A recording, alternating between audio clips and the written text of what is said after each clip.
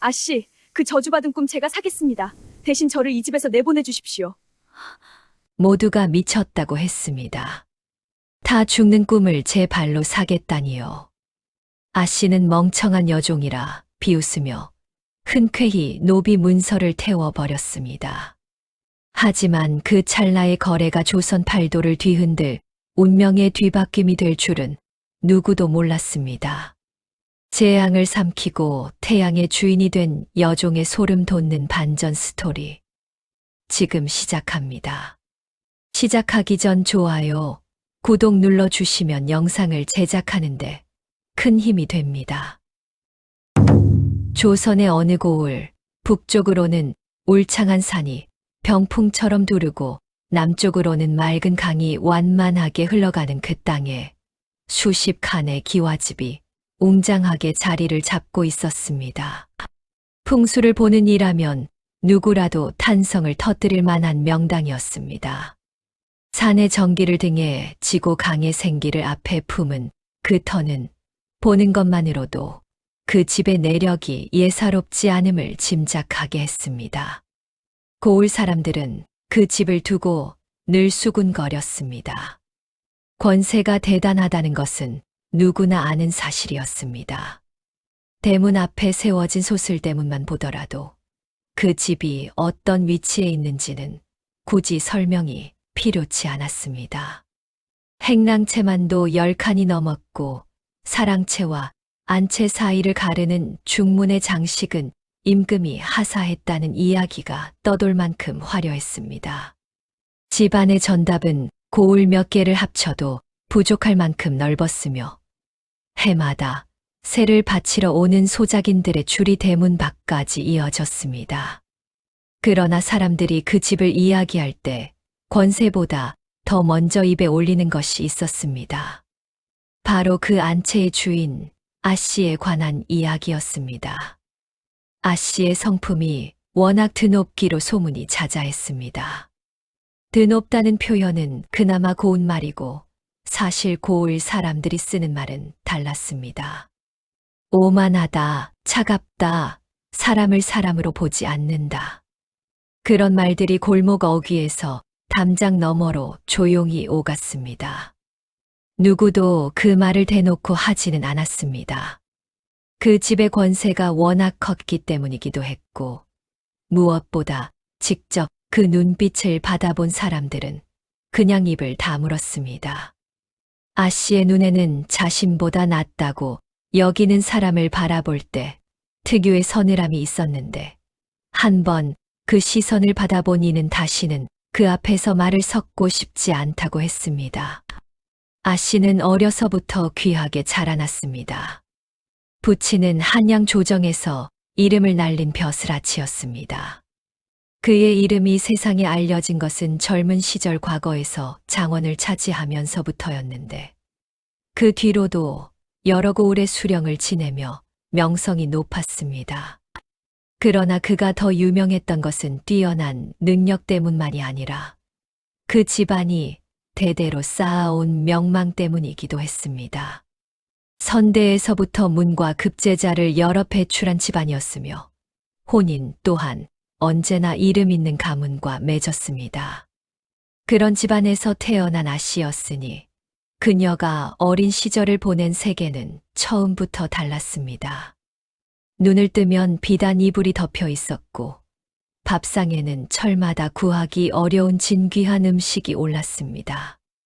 아침이면 몸종이 머리를 빗겨주었고 나들이를 나설 때는 가마를 탔습니다.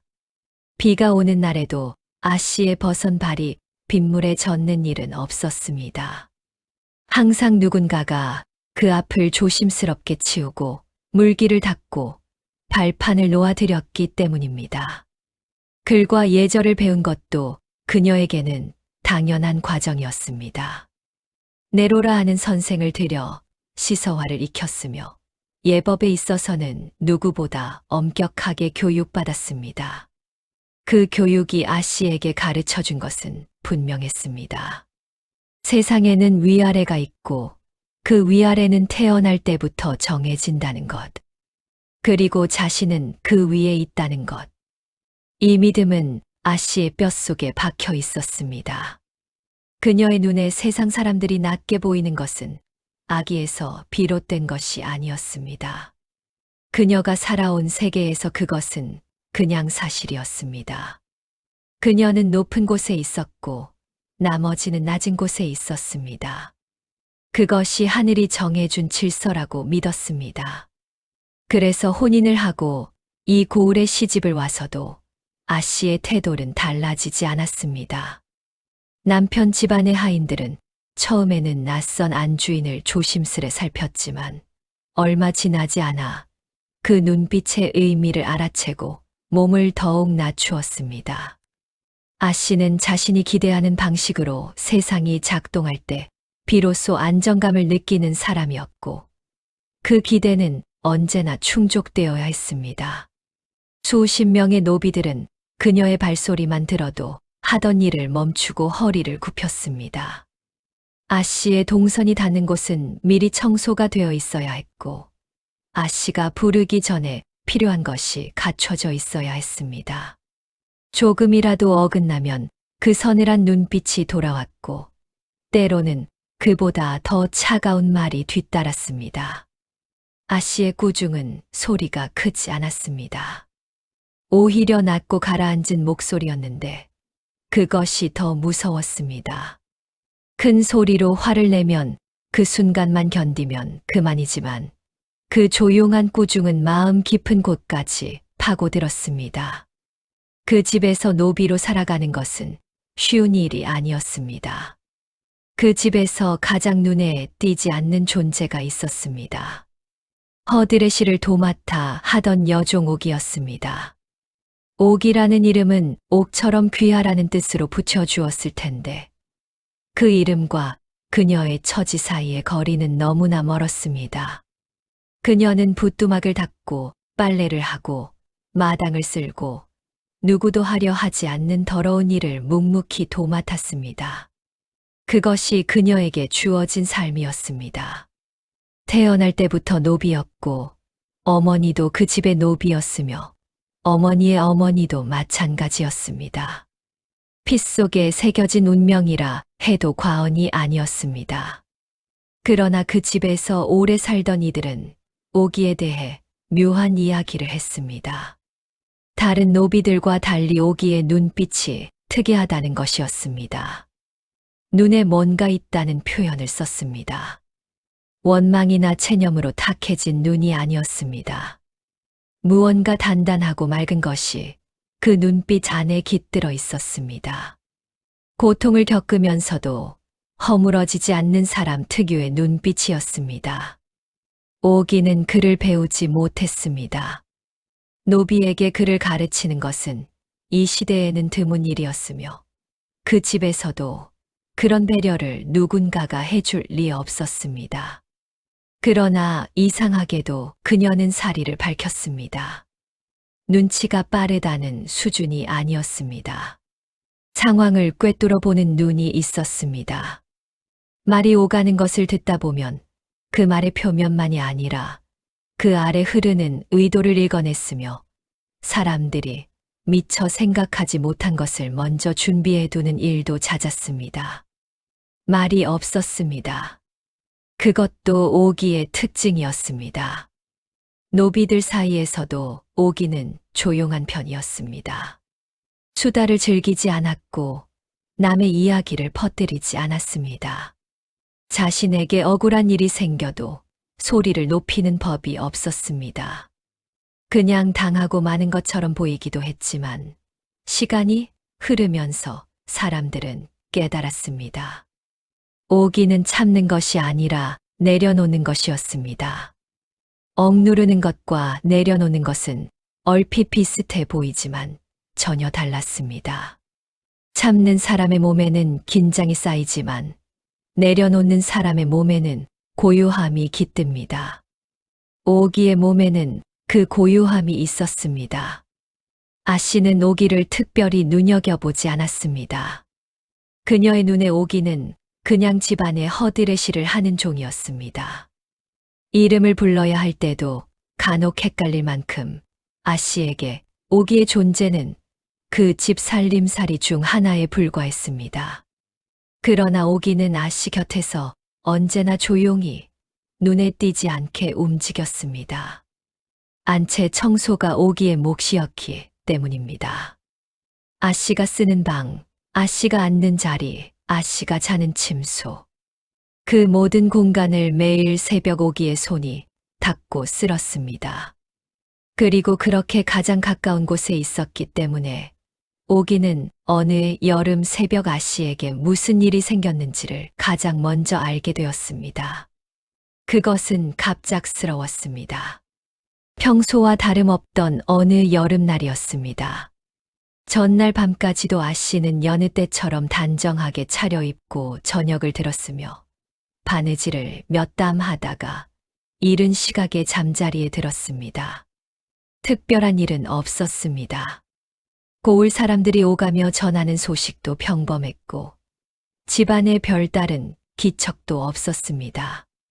그러나 새벽이 되자 안채에서 이상한 소리가 났습니다. 낮고 잠긴 신음소리였습니다. 곧이어 무언가를 걷어차는 소리, 이불이 바스락거리는 소리. 새벽 당번을 서던 몸종이 조심스럽게 방문 앞에 다가섰을 때 안에서는 가쁜 숨소리가 새어나오고 있었습니다. 감히 문을 열 수는 없어서 낮게 아씨를 불렀지만 한참이 지나서야 대답이 돌아왔습니다. 열어도 좋다는 말이었습니다.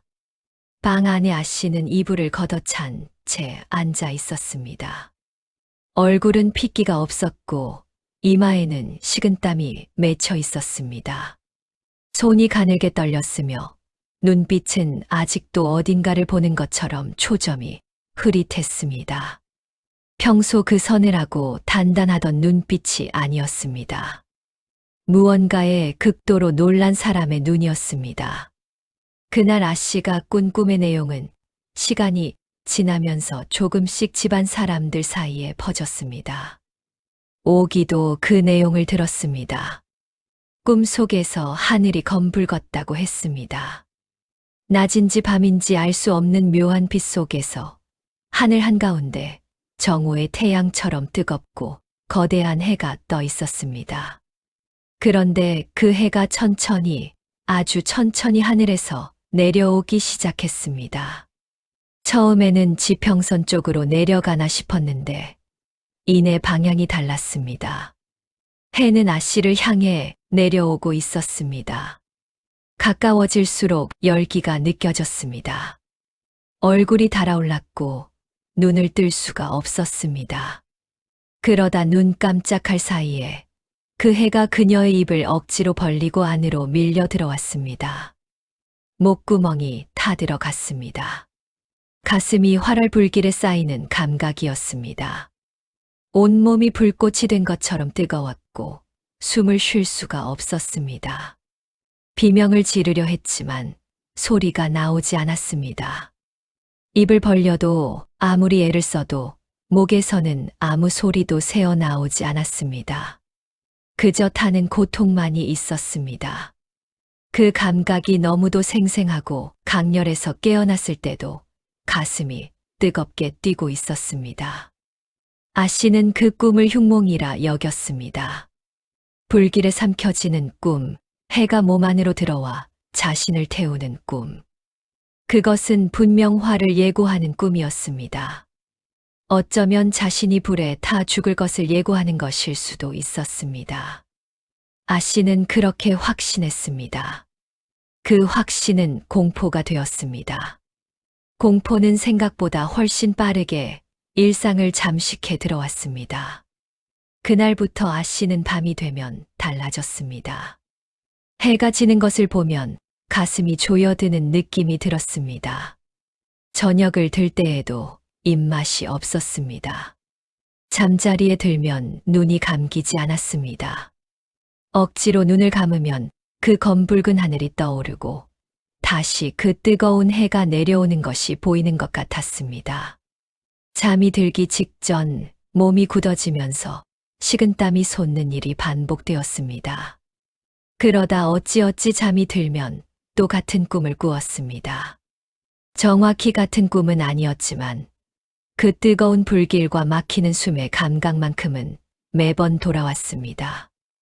일주일이 지나자 아씨의 얼굴에는 수척함이 역력해졌습니다. 눈 아래 그림자가 짙어졌고 피부가 창백해졌습니다. 식사량이 줄었으며 낮에도 멍하니 한 곳을 응시하는 일이 잦아졌습니다. 무당을 불러야 한다는 말이 집안 사람들 사이에서 나왔습니다. 옛날부터 내려오는 방식으로 굿을 해서 흉몽의 기운을 쫓아내야 한다는 것이었습니다. 그러나 아씨는 망설였습니다. 대갓집 안주인이 흉몽에 시달려 무당을 불렀다는 소문이 퍼지면 어떻게 되겠습니까? 가문의 위신에 흠이 생기고 남편의 체면이 상하고 사람들의 입방아에 오르게 됩니다. 그것은 아씨가 절대로 용납할 수 없는 일이었습니다. 남의 시선에서 자유롭지 못했습니다. 아씨의 오만함은 역설적으로 남들이 자신을 어떻게 보는가에 매여 있었습니다. 그래서 그 공포를 속으로만 삼켰습니다. 겉으로는 여전히 단정했습니다. 하인들 앞에서 두려운 내색을 하지 않았습니다. 표정을 관리했고 목소리를 가다듬었습니다. 그러나 밤이 되면 무너졌습니다. 아무도 없는 침소에서 혼자 웅크린 채 그 뜨거운 해가 다시 내려올까 두려워했습니다. 오기는 알았습니다. 안채 청소가 그녀의 일이었기 때문입니다. 매일 새벽 해가 뜨기 전에 안채로 들어가 아씨의 방 앞을 쓸고 이불을 개고 물을 떠다 놓는 것. 그 반복되는 일상 속에서 오기의 눈은 아씨의 변화를 놓치지 않았습니다. 처음에는 이불에 식은 땀이 배어 있다는 것을 알았습니다. 여름이라 더워서 그런 줄 알았습니다. 그러나 다음 날도 그 다음 날도 이불을 걷으면 어김없이 식은 땀의 흔적이 있었습니다. 그것도 낮잠이 아닌 밤잠을 자고 난 이불에만 그랬습니다. 날이 갈수록 흔적이 진해졌습니다. 그러다 또 알게 된 것이 있었습니다. 밤에 불을 켜놓는다는 것이었습니다. 안채 당번을 서는 몸종한테서 들었습니다. 아씨가 요즘 불을 끄지 않고 잠든다는 것, 밤이 깊어도 방 안에서 사람 기척이 한동안 이어진다는 것, 어둠을 두려워하는 사람처럼. 오기는 이불을 갤 때마다 가만히 생각했습니다. 저분이 무언가를 두려워하고 있다고. 꿈 때문이라는 것도 짐작이 갔습니다. 꿈에 시달리는 사람의 몸과 그냥 잠을 못 자는 사람의 몸은 달랐습니다. 꿈에 쫓긴 몸은 아침에도 긴장이 남아 있었습니다. 이불에 구겨진 방식, 베개의 위치, 새벽에 아씨가 방문을 여는 시각. 오기는 그 모든 것에서 무언가를 읽고 있었습니다. 며칠이 지났습니다. 오기는 마음속에서 무언가를 결심하는 과정을 거쳤습니다. 긴 시간이었습니다. 쉽게 나서는 성격이 아니었기 때문입니다. 한 번 결심한 것은 돌이키지 않는 성격이었기 때문에 결심 전에 오래 생각하는 편이었습니다. 그녀가 생각한 것은 단순한 것이 아니었습니다. 그 꿈을 가져오면 어떻게 되는가? 자신이 그 꿈을 꾸게 된다면 그것이 의미하는 바는 무엇인가? 흉몽을 산다는 것은 일반적으로 상서롭지 않은 일로 여겨졌습니다. 그러나 오기는 그 꿈의 내용을 듣고 나서 달리 생각했습니다. 해가 하늘에서 내려와 몸 안으로 들어오는 꿈. 오기는 어려서 이런저런 이야기를 들었습니다. 어른들이 하는 이야기 속에 그런 꿈에 관한 것이 있었습니다. 분명히. 그러나 그것을 확신할 수는 없었습니다. 오기는 학문을 배운 사람이 아니었습니다. 태몽이나 꿈의 해석 같은 것을 체계적으로 아는 것이 없었습니다.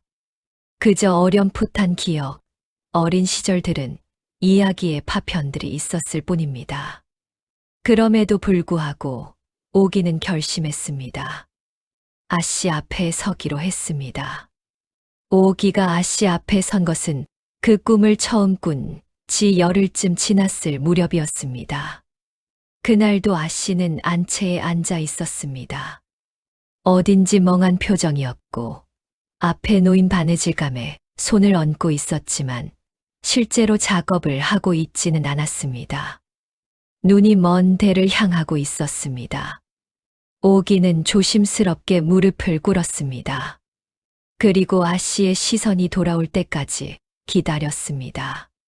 서두르지 않았습니다. 아씨의 눈이 자신을 향했을 때 오기는 낮고 조용한 목소리로 말했습니다. 요즘 아씨께서 밤에 힘드신 것을 알고 있다고. 그리고 자신이 그것을 대신 가져가겠다고. 처음에 아씨는 이상한 것을 보는 눈으로 오기를 바라보았습니다. 종이 안주인의 꿈을 가져가겠다고. 황당한 소리였습니다. 꿈이 무슨 물건처럼 사고 팔 수 있는 것인가? 그것은 어리석은 미신에 불과했습니다. 그러나 아씨는 손가락을 멈추었습니다. 생각이 빠르게 돌아갔습니다. 설령 허황된 소리라 하더라도 이것이 통한다면 어떻게 됩니까?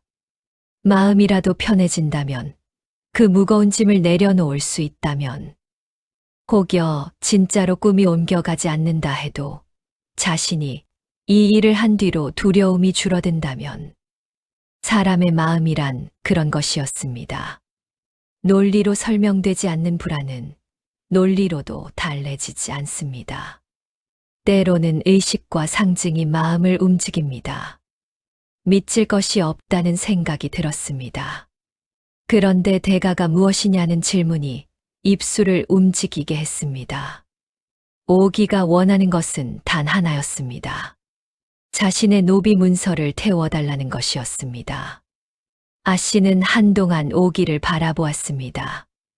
이 여종이 무슨 생각을 하고 있는지 가늠하려는 듯 했습니다. 노비 문서를 태운다는 것은 그 여종을 양민으로 풀어준다는 뜻이었습니다. 집안에서 부리던 종 하나를 잃는 것입니다. 그러나 계산을 해보면 어렵지 않았습니다. 수십 명의 노비 중 하나입니다. 허드레시를 하는 여종 하나가 없어진다 해도 집안 살림이 기울 일은 없었습니다. 무엇보다 아씨의 가슴을 짓누르고 있는 그 두려움의 무게가 노비 하나의 가치보다 훨씬 컸습니다. 매일 밤 그 뜨거운 불길 속으로 빨려 들어가는 꿈을 꾸지 않아도 된다면 그것을 얻기 위해 지불할 수 있는 것이었습니다. 아씨는 결국 고개를 끄덕였습니다. 그날 밤 작은 화로가 준비되었습니다. 안채 한쪽에 놓인 화로에 숯불이 피워졌습니다. 노비 문서는 관아에서 만들어진 공문이었습니다. 두꺼운 종이에 먹으로 글씨가 빼곡하게 쓰여 있었고 오기의 이름과 나이 그리고 그녀가 누구의 소유인지가 적혀 있었습니다. 어머니의 이름도 있었고 그 어머니가 어디서 왔는지도 적혀 있었습니다. 세대를 거쳐 쌓인 신분의 기록이었습니다. 아씨가 직접 그 문서를 화로 위에 올려놓았습니다. 종이 끝에 불이 붙더니 빠르게 번져나갔습니다. 글씨들이 불길에 잠기고 구겨지면서 재로 변해갔습니다. 오기의 이름이 쓰인 부분이 타들어갈 때 오기는 그것을 바라보며 눈을 깜박이지 않았습니다. 문서가 완전히 재가 되었을 때 작은 의식이 치러졌습니다. 정확히 어떤 방식이었는지는 전해지지 않습니다. 다만 꿈을 넘기는 예법에 관해 오기가 알고 있는 방식대로 했다고 합니다. 아씨는 그날 밤 꿈에서 있었던 일을 다시 입으로 말했고 그것을 오기가 받아서 자신의 것으로 삼겠다는 말을 했습니다. 작은 화로의 불빛이 두 여인의 얼굴을 번갈아 비추었습니다. 문서는 재가 되었고 오기의 신부는 그 재와 함께 사라졌습니다. 더 정확하게 말하자면 그녀를 옥죄던 것이 사라졌습니다. 종이에 적힌 글씨 하나가 사람의 운명을 쥐고 있다는 것이 이상하게 느껴지기도 했지만 조선에서는 그것이 현실이었습니다. 그리고 그 종이가 불에 타 없어진 이 순간 오기는 법적으로 자유인이 되었습니다. 아 씨는 그날 밤 오랜만에 아무 꿈도 꾸지 않은 채 깊은 잠에 들었습니다. 아침에 눈을 떴을 때 이불에 식은땀이 없었습니다. 가슴이 가벼웠습니다. 그녀는 그것을 꿈이 오기에게 넘어간 증거라 여겼고 한동안 그 여종의 안색을 살폈습니다. 오기가 힘들어하거나 고통스러워 보이면 그것이 확인이 될 터였습니다. 그러나 오기는 달랐습니다. 오기는 그날 밤부터 같은 꿈을 꾸기 시작했습니다. 붉은 해가 하늘에서 내려오는 꿈이었습니다. 검붉은 하늘도 있었고 뜨거운 기운도 있었습니다. 표면적으로는 아 씨가 꾼 것과 같은 꿈이었습니다. 그러나 내용이 달랐습니다. 오기의 꿈 속에서 해는 위협적이지 않았습니다. 뜨겁긴 했지만 타는 고통이 아니었습니다. 마치 햇볕이 차가운 몸을 녹이는 것처럼 따뜻하고 깊은 기운이 온몸으로 스며들었습니다. 해가 입 안으로 들어올 때도 두려움이 없었습니다. 오히려 온몸이 환하게 빛나는 듯한 감각이었습니다. 배 속에서 빛이 뻗어나가는 느낌, 사지가 하나하나 따뜻해지고 밝아지는 감각. 오기는 그 꿈에서 깨어날 때마다 이상하게도 몸이 가벼웠습니다. 피로가 덜했고 마음이 편안했습니다. 오랫동안 어깨 위에 얹혀 있던 무언가가 조금씩 거치는 것 같은 느낌이기도 했습니다. 아 씨는 며칠 동안 오기의 안색을 살폈습니다. 고통스러워하거나 잠을 못 자는 기색이 있기를 기대했습니다. 그러나 오기는 오히려 이전보다 얼굴이 밝았습니다. 그 특유의 고요한 눈빛이 여전했고 움직임도 가벼웠습니다. 아 씨는 이해할 수 없었습니다. 그냥 우연인가 싶기도 했고 종이 주인보다 강한 것인가 싶기도 했습니다. 그러나 그 불편한 마음을 오래 붙들지는 않았습니다.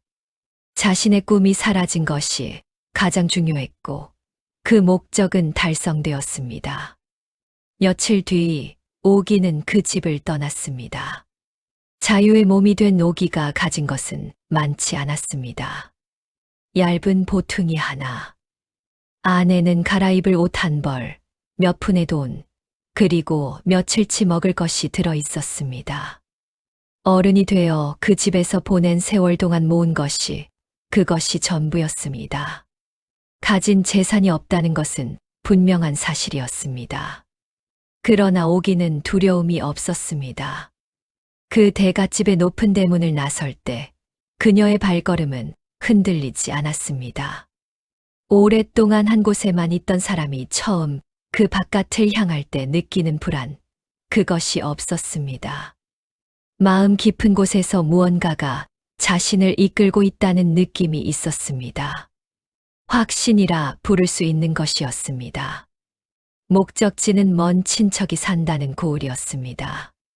어머니에게서 들은 이야기 속에 그 친척의 이름이 있었고 그 고을의 이름이 있었습니다. 오기는 그 정보만을 들고 길을 나섰습니다. 여름의 끝자락이었습니다. 산길에는 풀이 우거졌고 낮에는 여전히 더웠지만 아침 저녁으로는 선선한 기운이 돌았습니다. 오기는 하루 이틀 길을 걸으며 나그네처럼 마을들을 지났습니다. 처음에는 어색했습니다. 평생 한 집의 담장 안에서만 살았던 그녀에게 탁 트인 들길과 낯선 마을은 모든 것이 새로웠습니다. 그러나 이상한 것은 두려움보다 설렘이 컸다는 것입니다. 나무 사이로 보이는 먼 산도, 길가에 핀 이름 모를 꽃도, 처음 보는 고을 어귀의 당산나무도, 이전에는 담장 너머로만 어렴풋이 볼 수 있었던 것들이 이제 오기의 눈앞에 펼쳐졌습니다. 그것들을 보면서 오기는 생각했습니다. 자신이 얼마나 좁은 세계 안에 있었는지를. 오기가 도착한 고을은 산속에 자리 잡은 조용한 선비 마을이었습니다. 마을 입구에 오래된 서원이 있었고 그 주변으로 기와집들이 점점이 박혀 있었습니다. 화려하지는 않았습니다. 이 마을의 집들은 장식이 없었고 담장이 낮았습니다. 그러나 마당이 정갈하고 사람들의 걸음걸이가 단정했습니다. 학문을 가까이 하는 사람들이 모여 사는 곳이었습니다. 친척은 있었습니다. 어머니가 이야기하던 그 이름과 같은 사람이 그 마을에서 작은 집을 꾸리며 살고 있었습니다. 나이 든 부부였는데 반갑게 오기를 맞아주었습니다. 오갈 데 없는 먼 친척 아가씨라는 것을 알면서도 박하지 않았습니다. 살림을 도우며 지낼 수 있겠느냐고 물었고 오기는 고개를 끄덕였습니다. 그렇게 오기는 그 집의 살림을 돕기 시작했습니다. 음식을 만들고 빨래를 하고 집을 청소하는 일들이었습니다. 그 집의 대갓집과의 차이는 규모였습니다. 그러나 일 자체는 익숙했습니다. 오기는 그 일을 마다하지 않았습니다. 다만 이제는 종으로서가 아니라 스스로의 의지로 하는 일이었습니다. 같은 행동이라도 그 안에 담긴 것이 달랐습니다. 시간이 지나면서 마을 사람들이 오기를 알게 되었습니다. 처음에는 그냥 먼 곳에서 온 아가씨 정도로 여겼습니다. 그러나 조금씩 오기라는 사람이 특별하다는 것을 알아가기 시작했습니다. 말이 없었지만 그 말이 정확했습니다. 행동이 빠르지는 않았지만 실수가 없었습니다. 사람을 보는 눈이 있었고 상황을 읽는 능력이 있었습니다. 그것을 가장 먼저 알아본 사람이 있었습니다. 그 선비의 이름은 전해지지 않습니다. 다만 그가 어떤 사람이었는지는 이야기 속에 남아 있습니다. 조상 중에 벼슬아치가 있었으나 집안이 기울었고 그 자신은 과거를 준비하는 학자였습니다. 형편이 넉넉하지 않았습니다. 그러나 기계가 있었습니다. 가난에 쪼들려 뜻을 굽히는 일이 없었고 부자에게 아부하거나 권세에 기대는 것을 부끄러워했습니다. 선비는 사람을 보는 눈이 있었습니다. 그것은 학문을 많이 했다는 것과는 다른 능력이었습니다. 책을 많이 읽어도 사람을 모르는 경우가 있고 학문이 짧아도 사람을 꿰뚫어 보는 경우가 있습니다. 선비는 후자에 가까웠습니다. 처음 만나는 사람의 눈빛과 태도에서 그 사람의 내면을 읽는 능력이 있었습니다. 그가 처음 오기를 본 것은 마을 어귀에서였습니다. 오기는 물을 기르러 나왔다가 선비와 마주쳤습니다. 잠깐의 눈빛 교환이었습니다.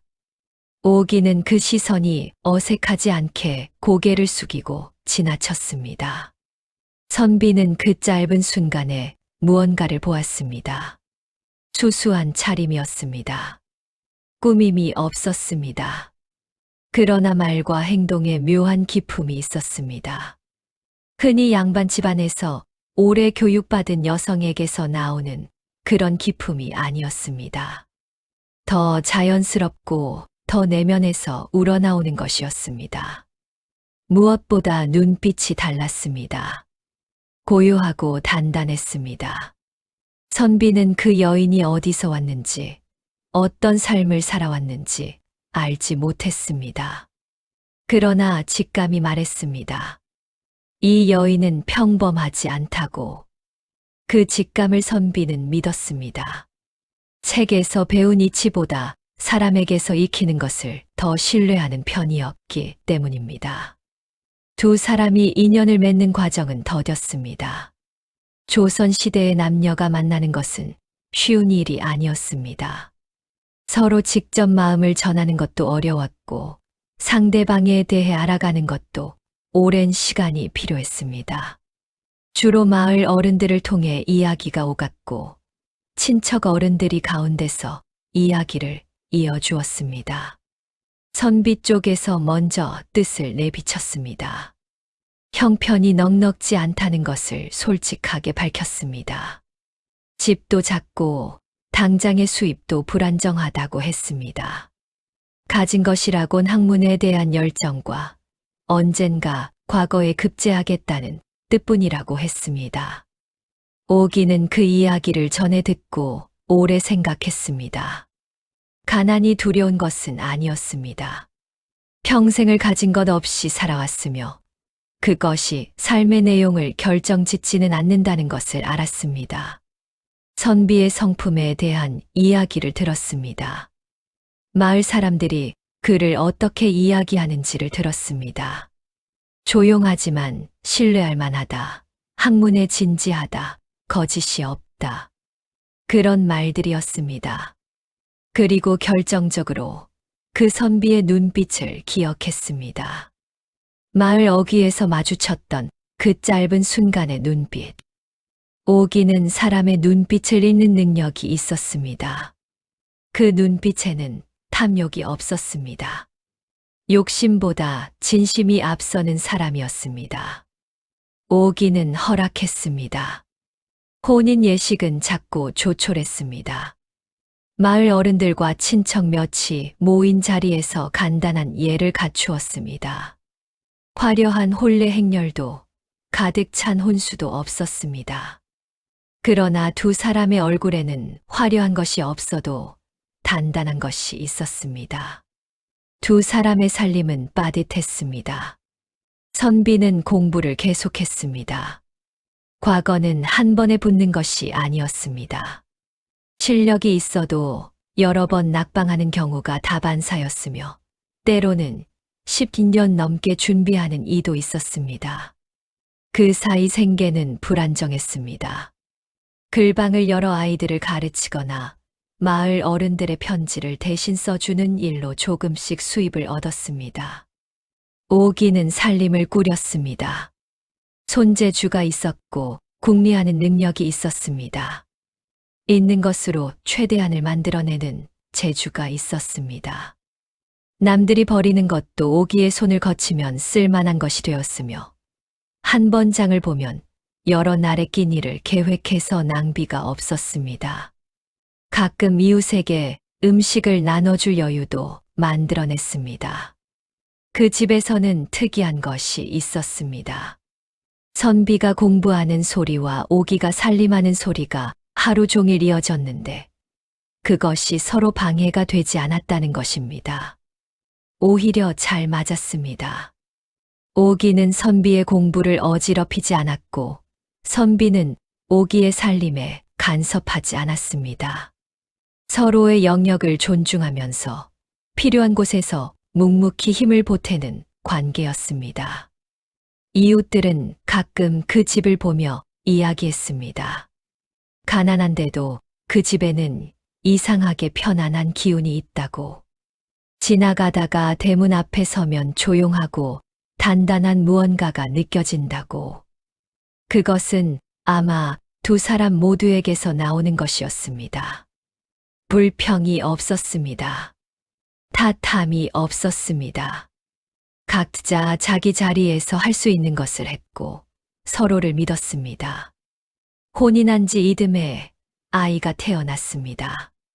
아이가 나오던 그날 서쪽 하늘에 붉은 노을이 깔렸습니다. 보통의 노을이 아니었습니다. 하늘 전체가 붉게 물든 것이 마치 하늘 어딘가에서 거대한 불이 켜진 것처럼 선명하고 깊은 빛이었습니다. 동네 어른 몇이 그것을 보며 이상하다는 듯 고개를 들었습니다. 그런 세계 노을은 드물었습니다. 그리고 아이가 세상에 나왔습니다. 태어나자마자 울음이 우렁찼습니다. 갓난아이치고는 힘찬 소리였습니다. 산파가 아이를 받아 안았을 때 그 눈이 예사롭지 않다고 했습니다. 갓 태어난 아이의 눈은 보통 초점이 없고 흐릿한데 이 아이의 눈은 무언가를 보는 것 같았다고, 눈빛이 맑고 또렷하다고 했습니다. 동네 어른들이 아이를 보러 왔다가 하나같이 고개를 끄덕였습니다. 범상치 않은 기운이 감돈다는 말들을 했습니다. 어떤 이는 관상이 크다고 했고, 어떤 이는 이마가 환하다고 했습니다. 아이를 보는 사람마다 비슷한 느낌을 받았습니다. 오기는 그 아이를 안고 오래 바라보았습니다. 그 밤, 오래전에 꾼 그 꿈이 떠올랐습니다. 붉은 해가 하늘에서 내려와 자신의 입 안으로 들어오던 꿈. 고통이 아니라 빛으로 가득 찼던 그 감각. 그것이 무엇을 의미하는지 오기는 이제 어렴풋이 알 것 같았습니다. 선비는 아이 옆에서 뜬 눈으로 밤을 보냈습니다. 아버지가 된 감동도 있었지만 그것 말고 무언가가 있었습니다. 이 아이가 자라면 어떤 사람이 될까? 뚜렷하게 설명할 수는 없었지만 이 아이의 앞에 넓은 것이 있다는 예감이 있었습니다. 아이는 자라면서 총명함을 드러냈습니다. 말을 시작하는 것이 빨랐습니다.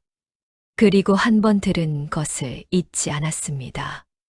아버지가 그를 가르치면서 놀랐습니다. 보통 아이들은 한 글자를 배우는데 며칠이 걸렸습니다. 그런데 이 아이는 하루 이틀이면 익혔습니다. 단순히 외우는 것이 아니었습니다. 그 글자가 무슨 뜻인지, 왜 그렇게 쓰이는지를 물었습니다. 그 질문이 8살, 9살 아이가 할 법한 것이 아니었습니다. 선비는 가르치면서 자신이 배우는 것이 있다고 느꼈습니다. 스승과 제자의 관계가 아니라 생각을 나누는 사람과 대화하는 것 같은 순간들이 있었습니다. 아이의 눈빛에는 세상 이치를 향한 진지한 호기심이 있었고, 한 가지를 배우면 10가지를 연결하는 능력이 있었습니다. 오기는 그 모습을 곁에서 지켜보았습니다. 직접 나서서 가르치지는 않았지만 아이의 환경을 만드는 것은 오기의 몫이었습니다. 아이가 집중해서 글을 읽을 수 있도록 조용한 환경을 만들었고, 배고프지 않도록 제때 밥을 챙겼으며 아이의 질문을 막지 않았습니다. 어떤 어이없어 보이는 질문에도 핀잔을 주지 않았습니다. 그리고 아이에게 한 가지를 늘 가르쳤습니다. 말로 가르친 것이 아니었습니다. 삶으로 보여주었습니다. 가진 것이 없어도 굽히지 않는 것, 억울한 일을 당해도 남을 탓하지 않는 것, 묵묵히 자신의 자리에서 최선을 다하는 것. 아이는 그것을 보고 자랐습니다. 세월이 흘렀습니다. 아이는 청년이 되었습니다. 어린 시절부터 드러난 총명함은 나이가 들면서 더욱 깊어졌습니다. 학문에 있어서는 마을에서 그를 가르칠 수 있는 사람이 없어졌습니다. 더 큰 곳에서 더 깊이 배워야 했습니다. 아버지는 아들을 한양으로 보냈습니다. 가진 돈을 쪼개고 아는 사람들의 도움을 받아 겨우 마련한 노자였습니다. 한양에서의 생활도 넉넉하지 않았습니다. 그러나 청년은 불평하지 않았습니다. 어머니에게서 배운 것이 있었습니다. 가진 것이 없어도 뜻이 있으면 된다는 것을. 첫 번째 과거 시험에서는 낙방했습니다. 두 번째도 마찬가지였습니다. 그러나 세 번째 시험에서 그는 급제했습니다. 단순히 합격이 아니었습니다. 시관들이 그의 답안을 보고 눈을 번뜩였다는 이야기가 전해집니다. 글이 깊었고 시각이 남달랐으며 무엇보다 솔직했습니다. 보기 좋은 말만 늘어놓는 것이 아니라 실제로 나라와 백성에게 필요한 것을 직언했습니다. 그 소식이 고을에 도착했을 때 오기는 마당에서 일을 하고 있었습니다. 전가를 받고 손을 멈추었습니다. 한동안 그 자리에 서 있었습니다. 남편은 이미 몇 해 전 세상을 떠나고 없었습니다. 과거 급제를 보여드리지 못했다는 것이 아쉬웠습니다. 그러나 이 순간 먼 어딘가에서 그 소식을 들었을 것이라고 생각했습니다. 급제 이후 청년의 이름이 조정에서 오르내리기 시작했습니다. 처음에는 작은 벼슬이었습니다. 그러나 하는 일마다 눈에 띄었습니다. 청렴했습니다. 조선시대 벼슬아치들 사이에서 청렴함이 드문 일은 아니었지만 그의 청렴은 달랐습니다. 구체적이고 일관성이 있었습니다. 뇌물을 받지 않는 것에서 그치는 것이 아니라 백성에게 실제로 이익이 되는 일이 무엇인지를 계속 물었습니다. 형식보다 실질을 추구했습니다. 결단이 있었습니다. 어려운 판단을 앞두고 머뭇거리지 않았습니다. 물론 신중하게 생각했습니다. 그러나 한 번 판단하면 소신을 굽히지 않았습니다. 권세 있는 이가 압력을 넣어도 관계가 틀어질 것이 두려워도 자신이 옳다고 판단한 것을 고수했습니다. 이 부분이 어떤 이들에게는 고집스럽게 보이기도 했지만 임금의 눈에는 다르게 비쳤습니다. 임금이 그를 알게 된 것은 어느 고을에서 있었던 사건 때문이었습니다. 그 고을에서 권세 있는 가문이 백성들의 땅을 부당하게 빼앗고 있었는데 모두가 알면서도 아무도 손대지 않았습니다. 그 가문의 친인척이 조정 곳곳에 깔려 있었기 때문입니다. 그런데 청년 관리가 직접 그 사건을 조사하고 보고했습니다. 숨기지 않고 사실대로 그 가문의 이름을 직접 써서 임금에게 올렸습니다. 임금은 그 문서를 읽고 한동안 말이 없었다고 합니다. 그리고 이 사람을 가까이 두어야겠다고 생각했습니다. 세월이 더 흘렀습니다. 그가 나라의 중신이 되었을 때 임금은 그의 어머니에게 정경부인의 품계를 내렸습니다. 이는 아들의 공훈으로 어머니에게 내려지는 영이었습니다. 왕명이 담긴 문서가 고을에 도착했습니다. 그 고을에서는 이런 일이 흔치 않았습니다. 임금의 명령이 담긴 문서가 왔다는 소식만으로 고을 전체가 술렁였습니다. 관아에서 사람이 나왔고 마을 어른들이 모였으며 무슨 일인지 궁금해서 나온 백성들이 골목마다 서 있었습니다. 며칠 뒤 가마 행렬이 산길을 따라 내려왔습니다. 화려한 행렬이었습니다. 앞뒤로 길을 여는 사람들이 섰고 북과 나팔이 울렸습니다. 붉은 비단으로 장식된 가마가 그 가운데 있었으며 가마 주변으로 시종들이 늘어섰습니다. 고을 입구부터 길가의 백성들이 늘어서서 그 행렬을 구경했습니다. 아이들은 발끝을 세우고 고개를 빼 내밀었고 어른들은 말없이 바라보았습니다. 그 가마 안에 앉은 이는 한때 대갓집에 허드레시를 하던 여종이었습니다. 문서 한 장이 불에 타서 재가 되던 날 처음으로 자유의 몸이 된 그 여인이었습니다. 오기는 가마 안에서 고향 땅을 바라보았습니다. 오랜만에 보는 풍경이었습니다. 그 옛날 새벽마다 물을 기르러 나오면서 보던 산, 빨래를 하러 가면서 건너던 징검다리, 아씨의 발소리에 몸을 낮추던 기억이 담긴 땅이었습니다. 그녀의 표정은 담담했습니다. 원망이 없었습니다. 그 오랜 세월을 거쳐 이 자리까지 왔다는 사실이 가슴 어딘가를 조용히 울렸지만 그것은 승리의 감정이 아니었습니다. 그냥 긴 길을 걸어왔고 이제 여기에 서 있다는 사실이었습니다. 그 소식은 옛 대갓집에도 전해졌습니다. 아씨는 마루 끝에 서서 그 행렬을 바라보았습니다. 행렬이 길 아래로 지나가는 것을 보면서 아씨의 얼굴에는 여러 감정이 차례로 스쳐갔습니다. 믿기지 않는 기색이 먼저였습니다. 저 가마 안에 앉은 사람이 자신의 집에서 부뚜막을 닦던 그 여종이라는 것을. 노비 문서 하나를 태워주는 대신 꿈을 샀던 그 거래가 이런 결과로 돌아왔다는 것을 받아들이기가 쉽지 않았습니다. 그리고 그 뒤를 이어 밀려온 것은 뒤늦은 깨달음이었습니다. 해를 삼키는 꿈, 태양이 입 안으로 들어오는 꿈. 아 씨는 그 꿈을 꾼 그 새벽 이후 줄곧 흉몽이라 믿었습니다.